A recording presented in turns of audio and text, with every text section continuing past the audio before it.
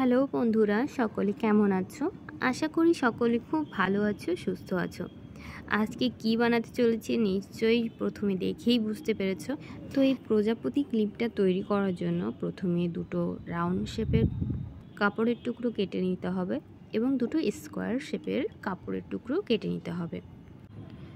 এখন আমি কাপড়ের টুকরো দুটো উল্টো দিক দিয়ে পরস্পরের উপর রেখে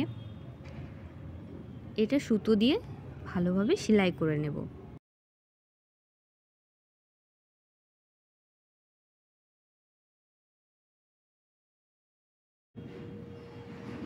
সুতো দিয়ে সেলাই করার সময় একটা জিনিস অবশ্যই খেয়াল রাখতে হবে, সুতোগুলো এভাবে টেনে টেনে দিতে হবে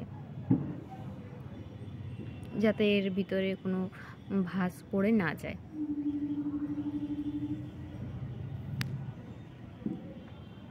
প্রত্যেকটা দিক এইভাবে টেনে টেনে দিতে হবে এবং অবশেষে যে ফাঁকা জায়গাটুকু থাকবে সেই দিকটা দিয়ে এটা উল্টো করে নিতে হবে। এরপর সব কোণগুলো টেনে টেনে সমান করে নিতে হবে।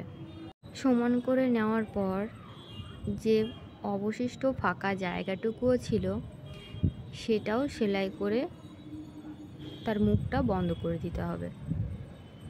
আমার স্কোয়ার শেপের কাপড়টা আমার সেলাই করা শেষ হয়ে গেছে।